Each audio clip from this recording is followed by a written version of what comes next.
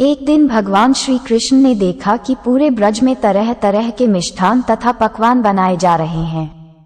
पूछने पर ज्ञात हुआ कि वृषासुर संहारकर मेघदेवता देवराज इंद्र की पूजा करने के लिए तैयार हो रहा है। इंद्र की प्रसन्नता से वर्षा होगी, गायों को चारा मिलेगा तथा जीविकोपार्जन की समस्या हल होगी। ये सुनकर भगवान श्री कृष्ण ने इंद्र की निंदा करते हुए कहा कि उस देवता की पूजा करनी चाहिए जो प्रत्यक्ष आकर पूजन सामग्री स्वीकार करे। गोपों ने यह वचन सुनकर कहा कि कोटि कोटि देवताओं के राजा इंद्र की इस तरह निंदा नहीं करनी चाहिए। कृष्ण ने कहा, इंद्र में क्या शक्ति है जो पानी बरसा कर हमारी सहायता करेगा? उससे तो शक्तिशाली तथा सुंदर वह गोवर्धन पर्वत है जो वर्षा का मूल कारण है। इसकी हमें पूजा करनी चाहिए। भगवान श्री कृष्ण के वाकजाल में फंसकर सभी ब्रजवासी घर जाकर गोवर्धन पूजा के लिए चारों ओर धूम मचा दी। तत्पश्चात नंद जी ने ग्वाल गोपिकाओं सहित एक सभा में कृष्ण से पूछा, इंद्रजन से तो दुर्भिक्ष उत्पीड़न समाप्त होगा, चौमासे के सुंदर दिन आएंगे, मगर गोवर्धन पूजा से क्या लाभ होगा? उत्तर में श्री कृष्ण जी ने गोवर्धन की भूरी भूरी प्रशंसा की तथा गोप गोपियों की आजीविका का एकमात्र सहारा सिद्ध किया। भगवान की बात सुनकर समस्त ब्रजमंडल बहुत प्रभावित हुआ तथा स्वगृह जाकर सुमधुर पकवानों सहित पर्वत तराई में कृष्ण द्वारा बनाई विधि से गोवर्धन की पूजा की। भगवान की कृपा से ब्रजनेताओं द्वारा अर्पित समस्त पूजन सामग्री को गिरिराज ने स्वीकार करते हुए खूब आशीर्वाद दिया। सभी जन अपना पूजन सफल समझकर प्रसन्न हो रहे थे। तभी नारद जी इंद्र महोत्सव देखने के लिए ब्रज आ गए। पूछने पर ब्रज नागरिकों ने बताया कि श्री कृष्ण की आज्ञा से इस वर्ष इंद्र महोत्सव समाप्त कर दिया गया है। उसके स्थान पर गोवर्धन पूजा की जा रही है।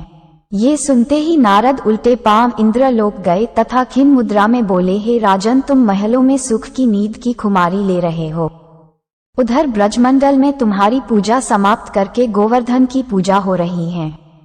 इसमें इंद्र ने अपनी मानहानि समझकर मेघों को आज्ञा दी कि वे गोकुल में जाकर प्रलयकालिक वर्षा से पूरा गांव तहस नहस कर दे। पर्वताकार प्रलयकारी बादल ब्रज की ओर उमड़े। भयानक वर्षा देखकर ब्रजमंडल घबरा गया। सभी ब्रजवासी श्री कृष्ण की शरण में जाकर बोले, भगवान, इंद्र हमारी नगरी को डुबोना चाहता है, अब क्या किया जाए?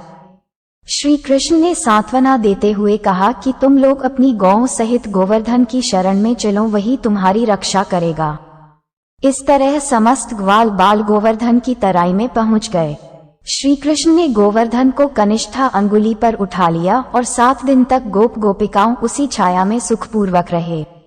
भगवान की कृपा से उनको एक भी छींटा नहीं लग पाया। इससे इंद्र को महान आश्चर्य हुआ। तब भगवान की महिमा को समझकर तथा अपना गर्व नष्ट जानकर इंद्र स्वयं ब्रज आए और भगवान कृष्ण के चरणों में गिरकर अपना मूर्खता पर महान पश्चाताप किया।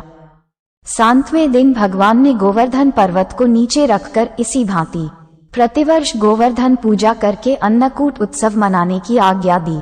तभी से यह उत्सव अन्नकूट के नाम से मनाया जाने लगा। गोवर्धन पूजा हिंदुओं का अहम पर्व है, जिन्हें दीपावली के दूसरे दिन कार्तिक प्रतिपदा के दिन मनाया जाता है। द्वापर युग से चली आ रही गोवर्धन पूजा का संबंध भगवान श्री कृष्ण से माना जाता है।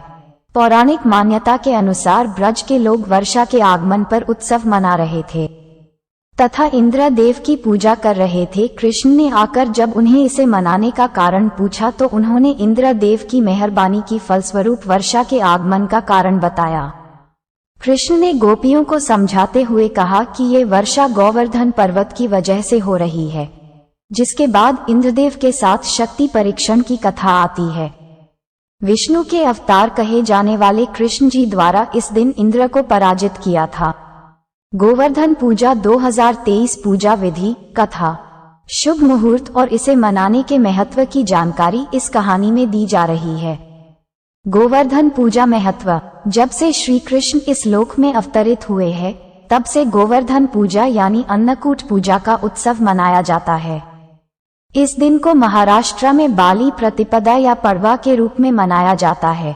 यहाँ आमजन में प्रचलित एक मान्यता के अनुसार विष्णु की राजा बलि पर विजय के उपलक्ष्य में मनाया जाता है। कार्तिक महीने के शुक्ल पक्ष की प्रतिपदा से गुजराती नव वर्ष की शुरुआत होती है। इस दिन व्यापारी लोग अपने नए हिसाब खाते बही का श्री गणेश करते हैं। उत्तर भारत तथा देश के अधिकतर हिस्से में गोवर्धन पूजा को मनाने के पीछे का मुख्य कारण भगवान श्री कृष्ण से जुड़ा मानते हैं। यहाँ के लोग वर्षा होने पर इंद्रदेव की पूजा अर्चना किया करते थे। कृष्ण जी ने लोगों को समझाया कि यहाँ की वर्षा के लिए गोवर्धन पर्वत जिम्मेदार है। इसी बात को लेकर कृष्ण और इंद्र के बीच युद्ध होता है, जिसमें इंद्र ब्रज पर अतिवृष्टि करने लगते हैं। श्याम ब्रजवासियों की रक्षा के लिए गोवर्धन पर्वत को अपनी छोटी अंगुली पर उठा लेते हैं, जिस कारण इंद्र का प्रभाव खत्म हो जाता है। आखिर में कृष्ण की हठ के आगे देवराज इंद्र को हार माननी पड़ी तथा उन्होंने गोवर्धन पर्वत को नीचे रखने की विनती की कहा जाता है। श्री कृष्ण ने जिस दिन गोवर्धन पर्वत को जमीन पर रखा, उस दिन से गोवर्धन पूजा की शुरुआत हुई तथा इस दिन को लोग गोवर्धन पूजा अन्नकूट पूजा के रूप में मनाने लगे। कहानी अच्छी लगी तो वीडियो को लाइक करें, अपने दोस्तों के साथ शेयर करें और इस कहानी से आपने क्या सीखा कमेंट में जरूर बताएं और ऐसे ही ज्ञान से भरी और भी कहानी सुनने के लिए चैनल को सब्सक्राइब करें। और तब तक के लिए जय श्री राम दोस्तों, मिलते हैं एक नई कहानी के साथ। धन्यवाद।